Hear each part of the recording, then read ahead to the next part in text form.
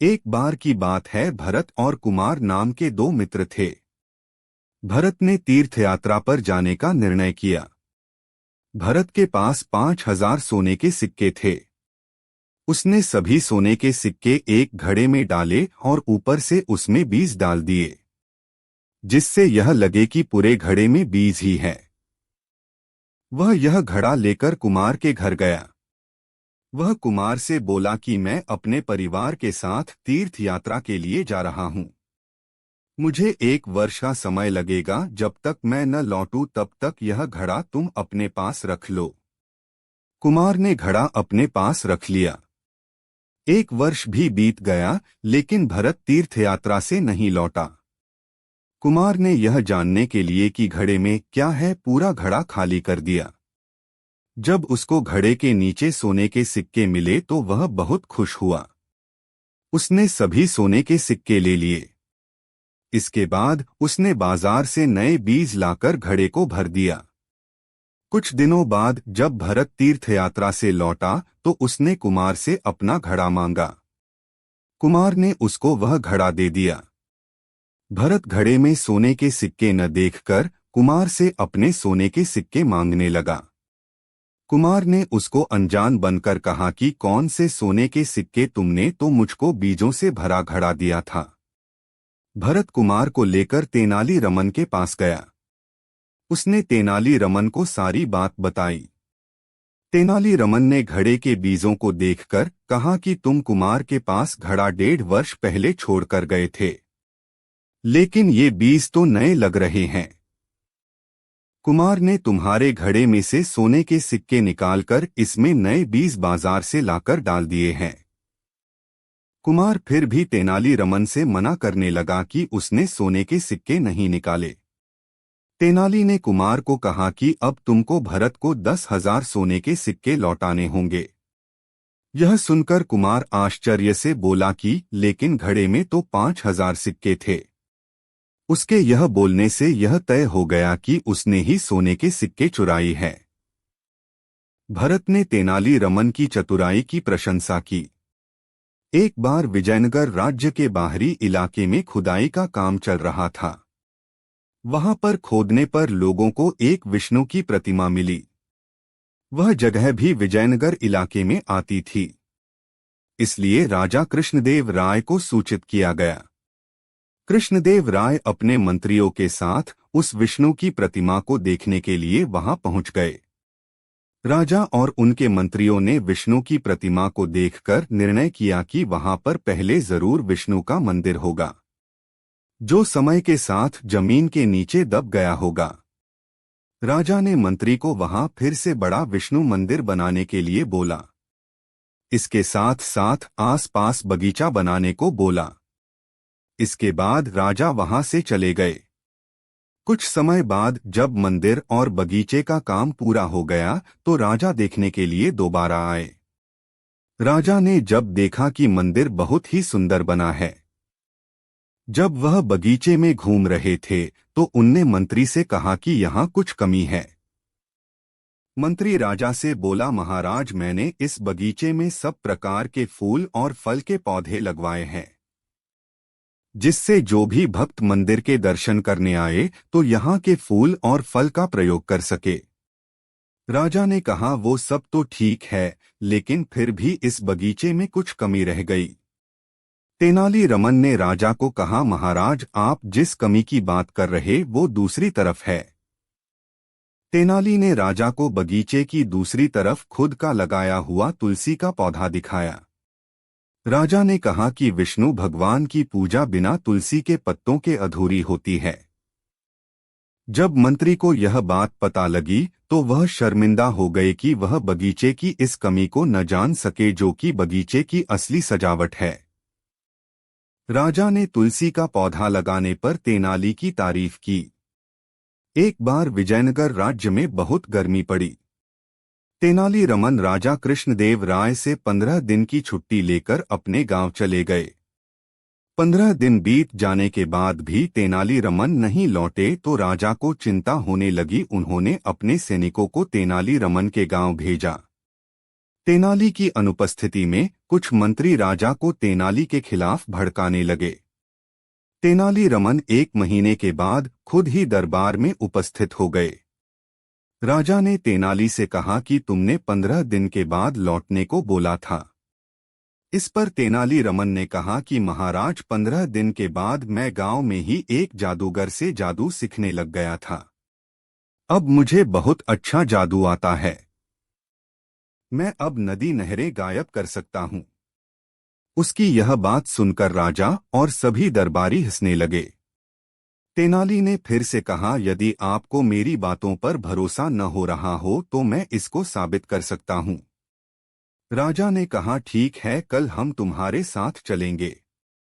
अगले दिन तेनाली राजा और कुछ मंत्रियों के साथ विजयनगर राज्य में चले गए। वहां पहुंचने के बाद तेनाली ने राजा से कहा कि महाराज, मैंने 4 नहरें गायब कर दी है। यदि आपको भरोसा न हो रहा हो तो आप मंत्री से पूछ लीजिए। आपने 7 नहरें बनाने को कहा था, लेकिन अभी यहाँ केवल 3 नहरें हैं। इस बात को सुनकर राजा को पता चल चुका था कि मंत्री ने बेईमानी की है, सही से नहरें, नदी बनाने का काम नहीं किया। मंत्री इस बात पर बहुत शर्मिंदा हुआ और राजा से माफी मांगने लगा। राजा ने उसको कारावास की सजा सुनाई। तेनाली ने राजा से कहा, महाराज, मैं 15 दिन के बाद गांवों का दौरा कर रहा था, जिससे मुझे यह पता लगा कि गांव में बहुत सी नहरें, नदी खुदाई का काम नहीं हुआ है। राजा ने तेनाली को इस बात पर प्रसन्न होकर इनाम दिया। एक बार राजा कृष्णदेवराय तेनालीराम की बुद्धि की परीक्षा लेना चाहते थे। उन्होंने राम को अपने दरबार में बुलाया और कहा, तेनाली, मेरे पास 3 गुड़ियां हैं। एक चीनी से बनी है, दूसरी आटे से बनी है और तीसरी मिट्टी से बनी है। मैं चाहता हूं कि आप बिना चखे मुझे बताएं कि कौन सी किससे बनी है। याद रहे, यदि आप उन्हें सही ढंग से पहचानने में विफल रहते हैं तो कड़ी सजा होगी। तेनालीराम ने एक पल सोचा और फिर मुस्कुराया। उन्होंने चुनौती स्वीकार कर ली और राजा से उन्हें कुछ समय देने को कहा। उस शाम बाद में तेनालीराम पास के एक पार्क में गए और कुछ चींटियां इकट्ठा कीं। फिर उसने तीनों गुड़ियों को उस कमरे के अलग अलग कोनों में रख दिया जिसमें वह रहता था, और उसने तीनों गुड़िया के पास थोड़े थोड़े चीनी के दाने, आटे के कुछ दाने और रोटी के कुछ टुकड़े छिड़क दिए और आराम से सो गया। एक बार राजा कृष्णदेवराय तेनालीराम की बुद्धि की परीक्षा लेना चाहते थे। उन्होंने राम को अपने दरबार में बुलाया और कहा, तेनाली, मेरे पास 3 गुड़ियां हैं। एक चीनी से बनी है, दूसरी आटे से बनी है और तीसरी मिट्टी से बनी है। मैं चाहता हूं कि आप बिना चखे मुझे बताएं कि कौन सी किससे बनी है। याद रहे, यदि आप उन्हें सही ढंग से पहचानने में विफल रहते हैं तो कड़ी सजा होगी। तेनालीराम ने एक पल सोचा और फिर मुस्कुराया। उन्होंने चुनौती स्वीकार कर ली और राजा से उन्हें कुछ समय देने को कहा। उस शाम बाद में तेनालीराम पास के एक पार्क में गए और कुछ चींटियां इकट्ठा कीं। फिर उसने तीनों गुड़ियों को उस कमरे के अलग अलग कोनों में रख दिया जिसमें वह रहता था, और उसने तीनों गुड़िया के पास थोड़े थोड़े चीनी के दाने, आटे के कुछ दाने और रोटी के कुछ टुकड़े छिड़क दिए और आराम से सो गया। अगली सुबह राजा ने तेनालीराम से पूछा, तेनाली, आपने पता लगाया कि कौन सी गुड़िया किस चीज से बनी है? तब तेनालीराम बोलते हैं कि जी महाराज, मैंने पता लगा लिया है। फिर बताओ, इंतजार किस चीज का है? राजा तेनालीराम से बोले। तब तेनालीराम राजा को लेकर कमरे में गए तो उन्होंने गुड़ियों को चींटियों से घिरा हुआ देखा। राजा ने देखा कि चीनी से बनी गुड़िया के पास बहुत सारी चींटियों होती है। ऐसा ही आटे से बनी गुड़िया के साथ हो रहा होता है, लेकिन मिट्टी से बनी गुड़िया के पास कोई भी चींटी नहीं थी। तब राजा तेनालीराम से पूछते हैं कि तेनाली, ये सब क्या माजरा है? तेनालीराम बताते हैं कि महाराज, चींटियों सबसे ज्यादा मीठे की और आकर्षित होती है, इसलिए पहले वाली गुड़िया मीठे से बनी है।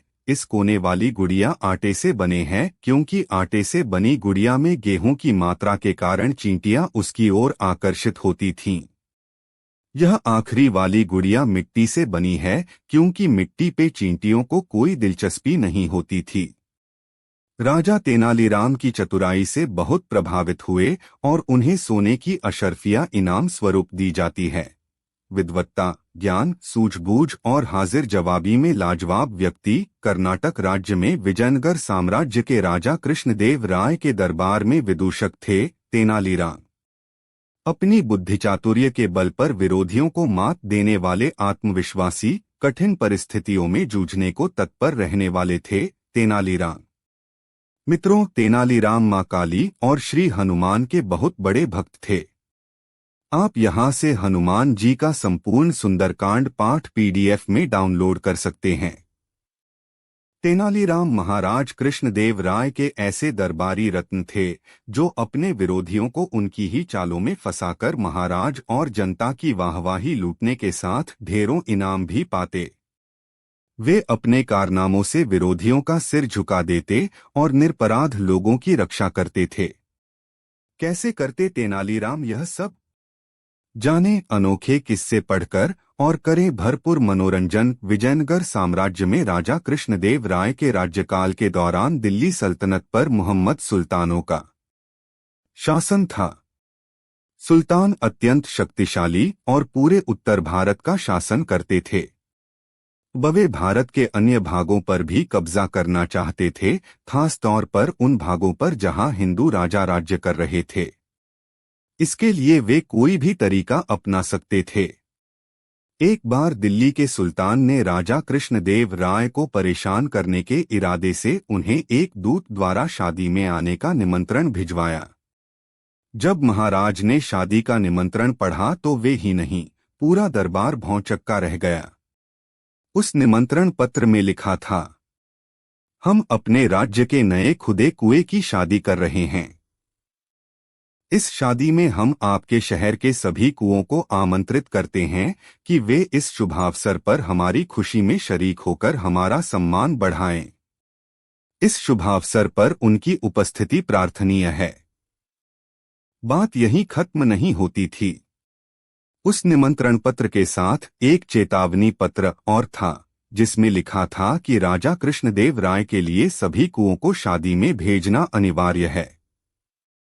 न भेजने पर उन्हें और उनके राज्य को दिल्ली के सुल्तान के कोप का भोजन बनना पड़ेगा। ये दोनों पत्र पढ़कर महाराज को कुछ समझ नहीं आ रहा था कि वे क्या करें। निमंत्रण बहुत ही बेतुका था। सभी जानते थे कि कुएं एक स्थान से दूसरे स्थान पर नहीं जा सकते। परेशान होकर महाराज ने दरबारियों और अष्टदिग्गजों की मदद मांगी, पर कोई भी कुछ न बता सका कि इस समस्या को किस प्रकार सुलझाए जिसमें दिल्ली और विजयनगर के बीच लड़ाई छिड़ने से बच जाए। कहीं से कोई रास्ता न सूझने पर राजा कृष्णदेव राय ने तेनालीराम को बुलाया और उसे पूरी बात बताई। सारी बात सुनकर तेनालीराम ने महाराज से कहा, महाराज, इस निमंत्रण पत्र के द्वारा दिल्ली का सुल्तान हिंदुओं को जलील करना चाहता है।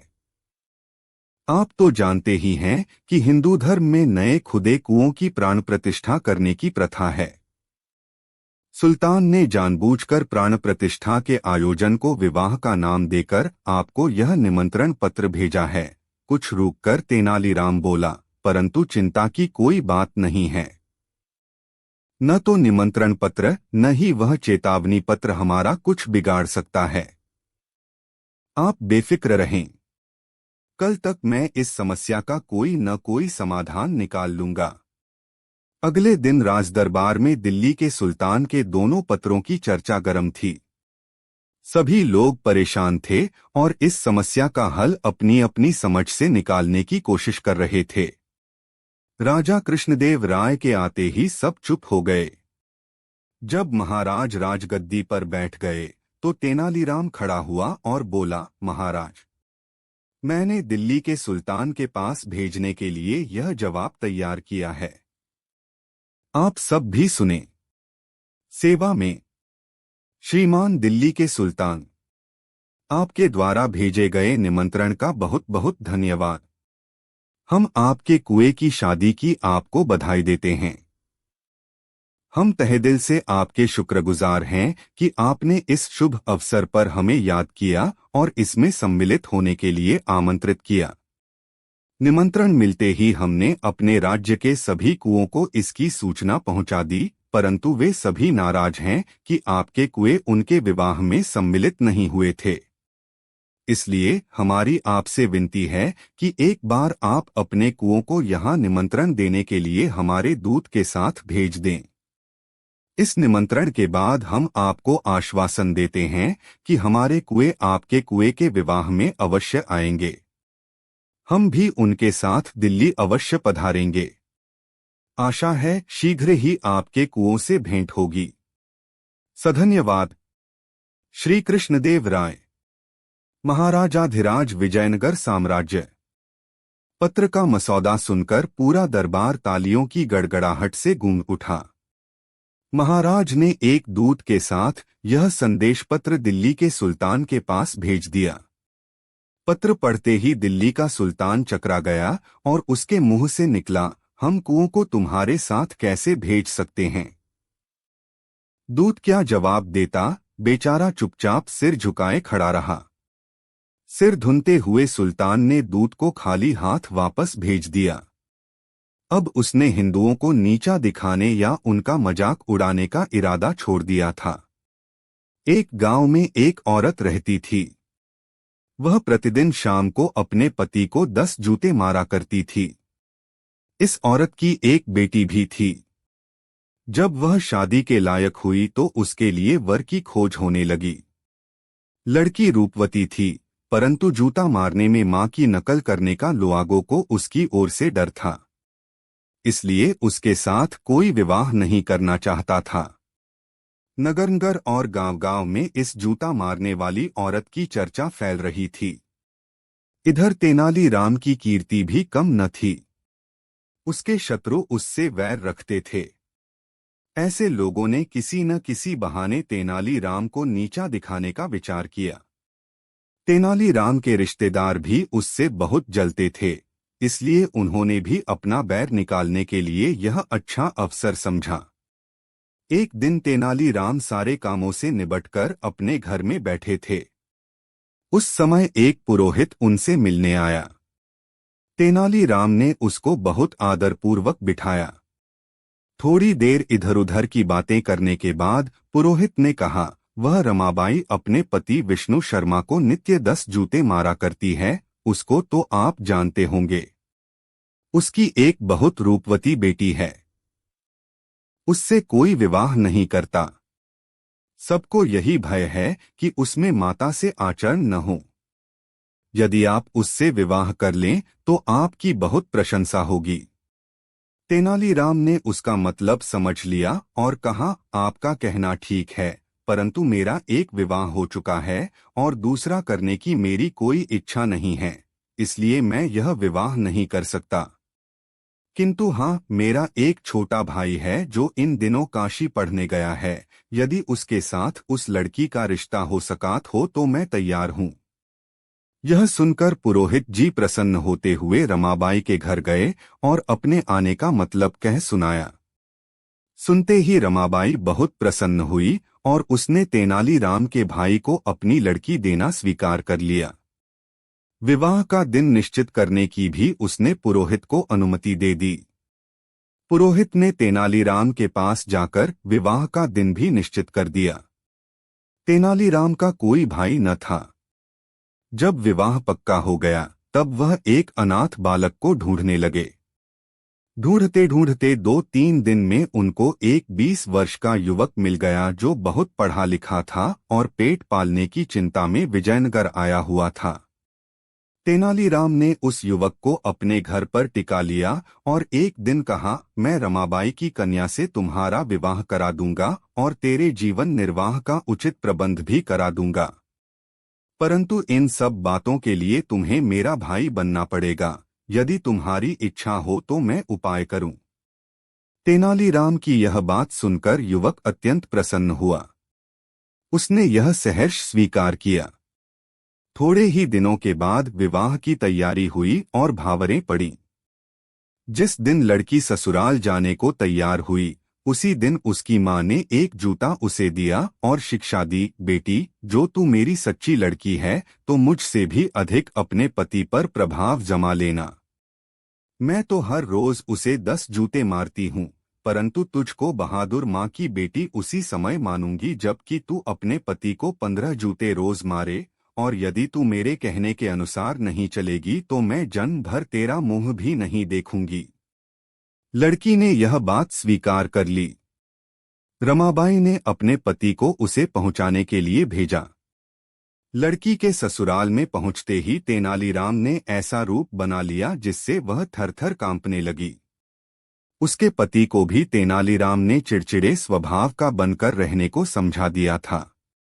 तेनालीराम और अपने पति, इन दोनों के स्वभाव में चिड़चिड़ापन और क्रोध देखकर उस लड़की ने भय के मारे जूता चुपके से कोने में डाल दिया और मारने का विचार उस समय छोड़ दिया। एक दिन भोजन के पश्चात तेनालीराम और विष्णु दोनों बात कर रहे थे। उस समय तेनालीराम ने बिल्कुल अनजान बनकर विष्णु की पीठ पर हाथ फेरते हुए पूछा, तुम्हारी पीठ पर ऐसे गड्ढे क्यों पड़ रहे हैं? यह सुनकर विष्णु ने सारी बात कह सुनाई। तेनालीराम ने सुनकर बहुत खेद प्रकट किया और कहा, एक उपाय मुझे सूझा है, तुम करो तो बताओ। उसने इस बात की हामी भरी। तेनालीराम ने उसको 4 मास तक अपने यहाँ रखकर नित्य प्रति प्रातःकाल सूर्य को साष्टांग दंडवत प्रणाम करते रहने के लिए कहा। वह तेनालीराम की आज्ञानुसार नित्य प्रति यह व्यायाम करने लगा। तेनालीराम उसको खाने के लिए अच्छा पौष्टिक भोजन देता था, जिससे 4 मास में उसका शरीर हष्टपुष्ट हो गया। जब वह खूब हष्टपुष्ट हो गया, तब तेनालीराम ने लुहार को बुलवाकर एक सुंदर डंडा बनवाया। इस डंडे में बांस के ऊपर उचित स्थानों पर लोहा लगवाकर उसको ठीक लुहांगी बना दिया। तेनालीराम ने वह लुहांगी उसको देकर उसका नाम गुरु भाई रखा और काम पड़ने पर उसको किस प्रकार काम में लाना चाहिए उसको बतला दिया और घर भेज दिया। अपने पति को 5 मास बाद आया हुआ देखकर रमाबाई को बहुत हर्ष हुआ। उसने 5 मास तक के जूतों का हिसाब कर रखा था। पति को हष्टपुष्ट देखकर वह मन में बहुत प्रसन्न हुई।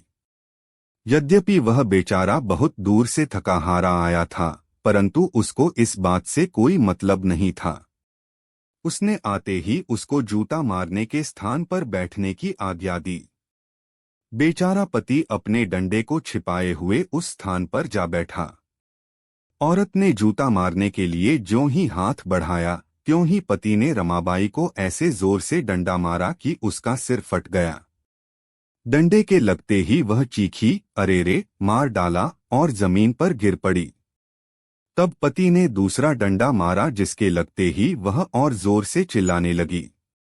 उसकी चिल्लाहट सुनकर अड़ोस पड़ोस के आदमी इकट्ठे हो गए और उसको मारने से रोका। अपने पति का रौद्र रूप देखकर वह डर गई और उस दिन से उसकी आज्ञा मानने लगी। जब लोगों ने यह बात सुनी कि तेनालीराम की युक्ति से विष्णु ने अपनी दुष्ट स्त्री से छुटकारा पाया है, तो वे उसकी बुद्धि की प्रशंसा करने लगे और उन्होंने उस दिन से तेनालीराम से बैर रखना छोड़ दिया। किसी ने सच कहा कि डंडे के आगे तो भूत भी भाग